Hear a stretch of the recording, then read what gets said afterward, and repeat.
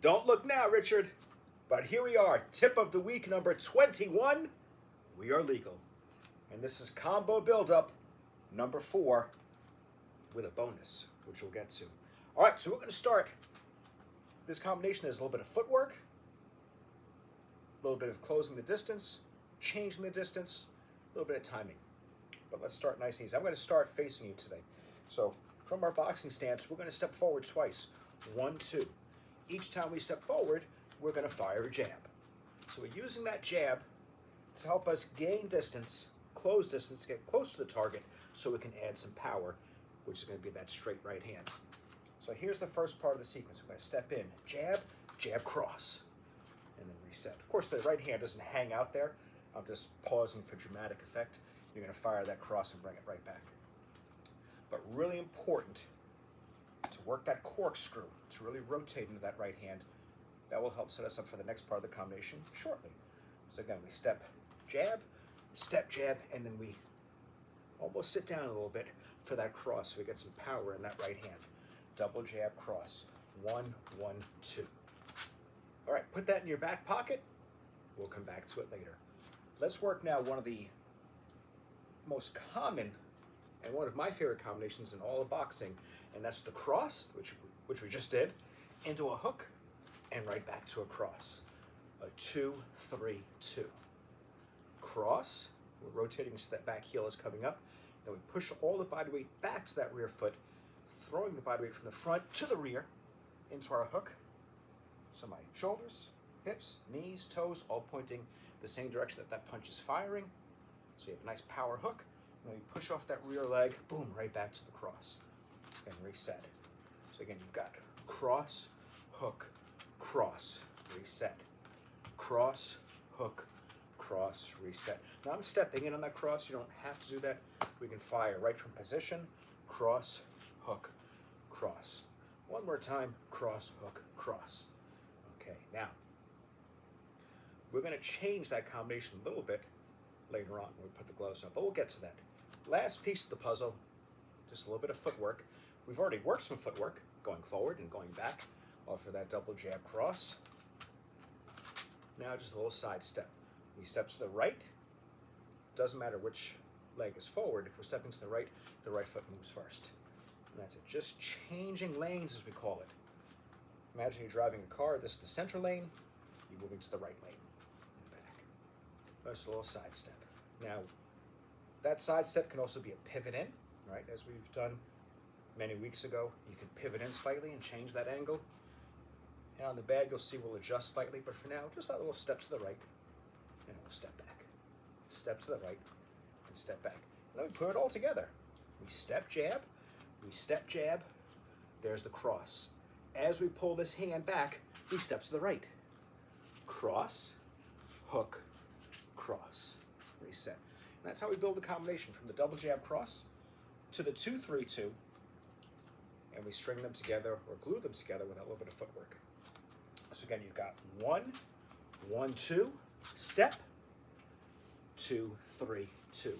Now the beauty of that step is, let me slide back a little bit so you can see the feet better. The beauty of that step is, as I step, my body weight is on that rear leg. Where there's weight, there's power, so I push off that rear leg. There's my cross, hook, cross. You see that the feet are participating in the motion. Punches always start from the ankles. Everything rotates. That's where the power comes from. I mean, you've got a jab. Everything else is a power punch. Cross, hook, hook, uppercut, uppercut, and the variations in between, the 45-degree shots. Those are all power punches. You got one jab, everything else is a power shot. Body should be rotating on all of those punches. So one more time. Double jab, cross, slide over, cross, hook, cross. Now as we gear up, we're going to add an extra hook to that in a second, and I'll explain why. As I promise you, there's a bonus. All right, Corpse Clubber, always with us. Since I'm wearing blue today, we go with the blue gloves. I've got to be matchy match. It's just how it is. I got to match. All right. So working on the bag, usually I don't make contact with both jabs. Remember at the outset, that double jab is designed to help disguise our footwork and help us work our way in. So that usually that first jab is a little bit short. just trying to get your attention, maybe get your hands to come up, maybe get you lean back a little bit, maybe even disengage a little bit. It's giving me time to step in and put my power punches together. So double jab, pop, pop. Usually the second one just about reaches, and then there's my cross. As I pull that hand back, I slide over, and there's my cross hook cross that we did just a few moments ago. All right, let's go from this angle here, a little bit easier to see, I think. So we've got jab, jab, cross. As I pull that hand back, I slide over to the side here. My body weight's here. Cross, hook, cross. We're going to add one more hook because we've got a bonus for today's combination. So again, one more time. Double jab, cross, slide over, cross hook, cross hook.